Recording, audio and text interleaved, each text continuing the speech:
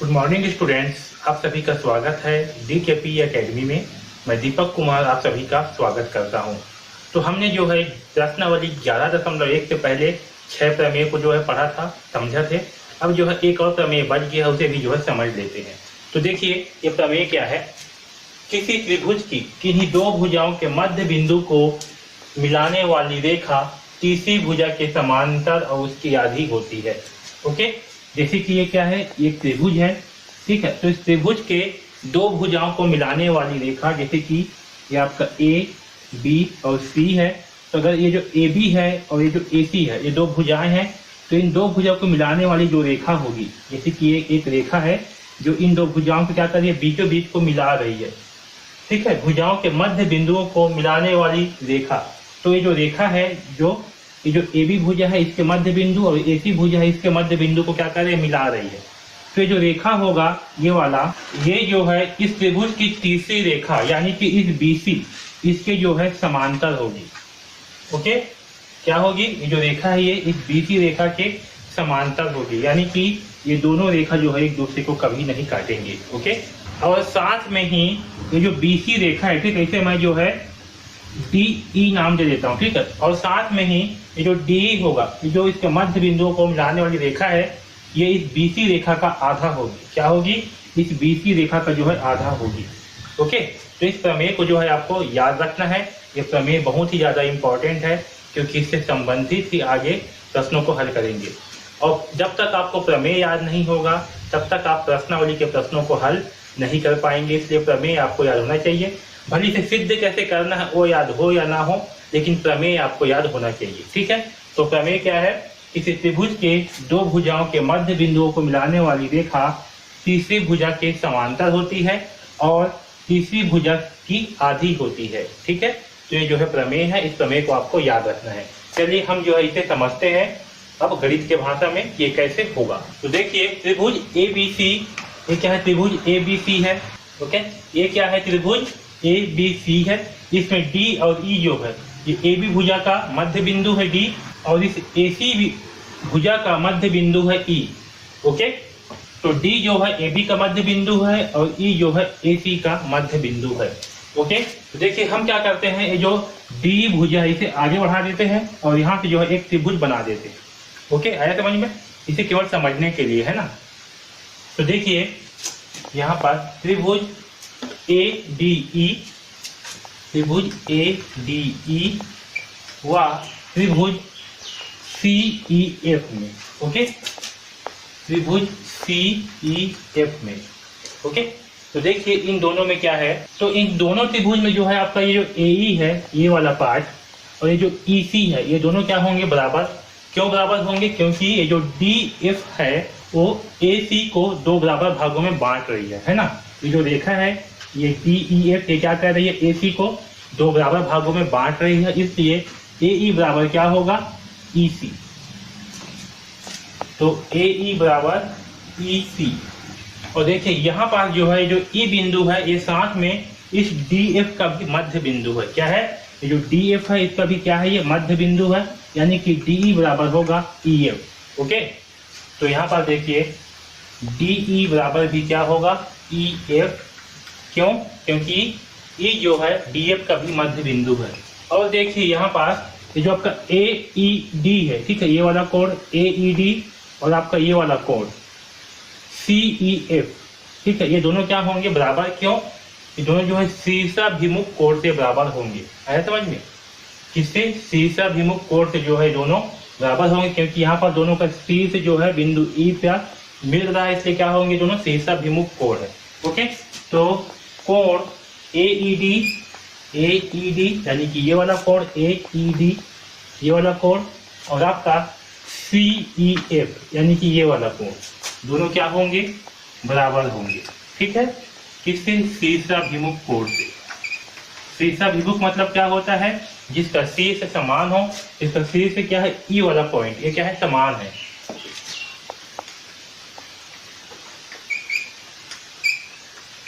ठीक है, यहाँ तक सबको समझ में आया। तो देखिए इससे क्या होगा कि त्रिभुज ADE व CEF दोनों क्या होंगे, सर्वांगसम होंगे। किससे, भुजा भुजा कोण से, है ना। इसकी तीन समीकरण क्या होगी, बराबर होगी, मतलब क्या होंगी, ये दोनों त्रिभुज जो है वो सर्वांगसम होंगी। तो त्रिभुज ए डी ई क्या होंगी, सर्वांगसम होंगी त्रिभुज सी ई एफ से। किससे, आपका कोण कोण भुजा, सॉरी भुजा भुजा कोण से, ठीक है, भुजा भुजा कोण से। ओके, इतना समझ में आया सबको।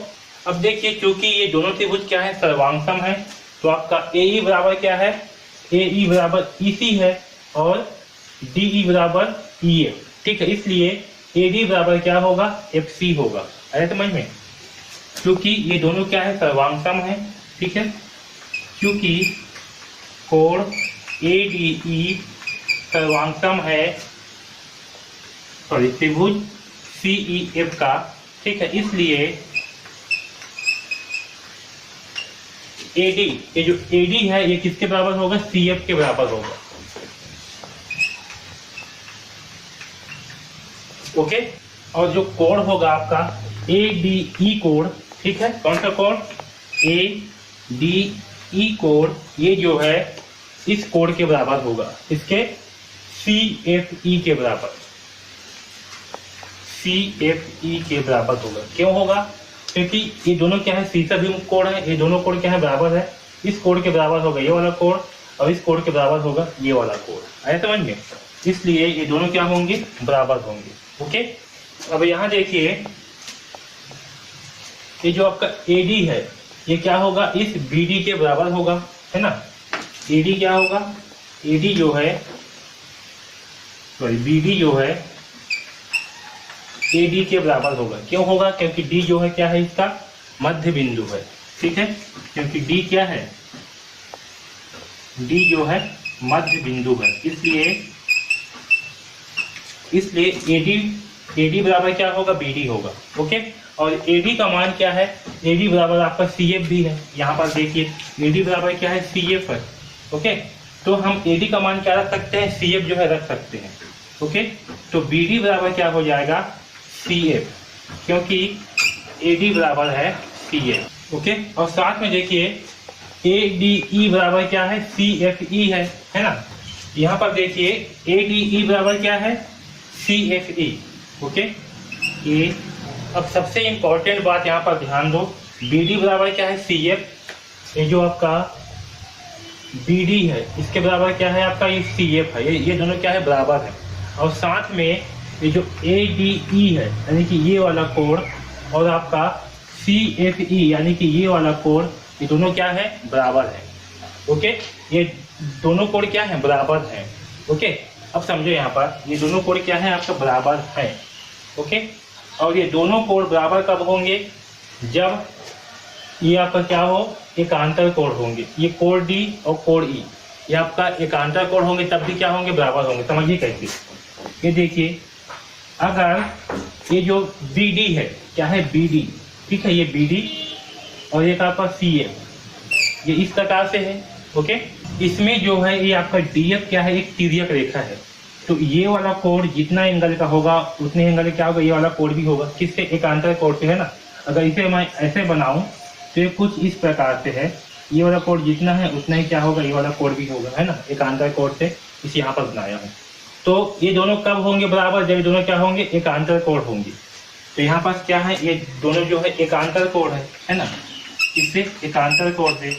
और जब ये दोनों भुजा जो है आपका बराबर हो और ये क्या है, एक कोण भी बराबर हो, यानी कि ये जो बीडी भुजा है ये सी एफ के बराबर हो और ये जो कोण है ये इस कोण के बराबर हो, इसका मतलब क्या होगा कि बीडी जो है सी एफ के समानांतर है, तभी जो है ये कोण इस कोण के बराबर है और ये भुजा जो है ये बीडी भुजा ये सी एफ भुजा के बराबर है।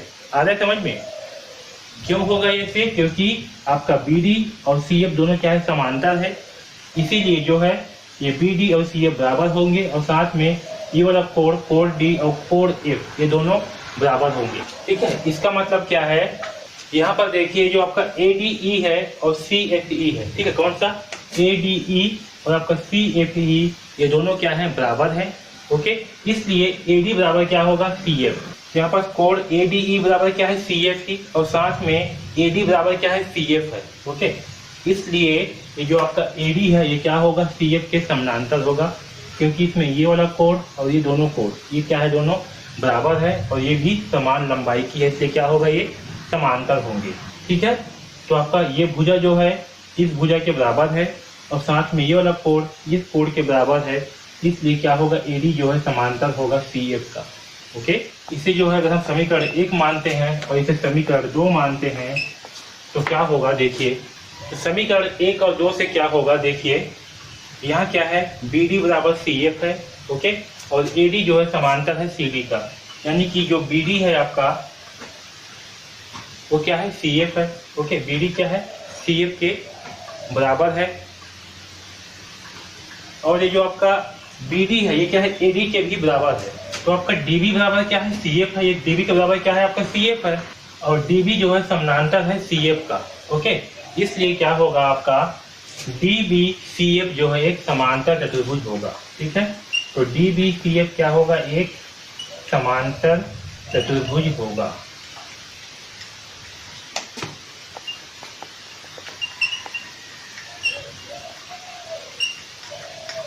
ठीक है, ओके, ये क्या होगा, एक समांतर चतुर्भुज होगा। यहाँ पास डी एफ बराबर बी सी होगा, तो ये जो डी बी सी एफ है ये क्या होगा, एक समांतर चतुर्भुज होगा। जहाँ पर डी एफ, ये जो आपका डी एफ है ये क्या होगा, D E plus E F होगा। ओके, और साथ में ये जो डी एफ है आपके डी एफ क्या होगा, बी सी के बराबर होगा। ठीक है, और ये D E plus E F होगा। ओके, यहाँ तक आपको समझ में आया। अब देखिए, अब यहाँ देखिए ये जो आपका डी ई होगा ये क्या है, ई एफ के बराबर है। ओके, इसलिए ये जो बी सी है, ओके, क्या है यहाँ पर बी सी बराबर क्या होगा, यहाँ देखिए ये डी एफ बराबर क्या है, D E plus E F. Okay, और बी सी बराबर क्या है, तो ये जो आप डी एफ है ये क्या है, बी सी के बराबर है। तो आपका बी सी बराबर क्या होगा, बी सी बराबर जो है हम लिख सकते हैं 2DE, है ना। हम बी सी बराबर क्या लिख सकते हैं, 2DE, क्योंकि DE जो है और EF दोनों क्या है, बराबर है। आपका BC जो है ये DF के बराबर है। ओके, इसे हम लिख सकते हैं 2DE, है समझ में।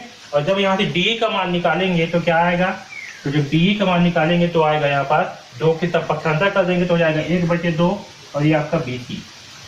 ओके, तो DE का मान कितना आया, 1/2 BC।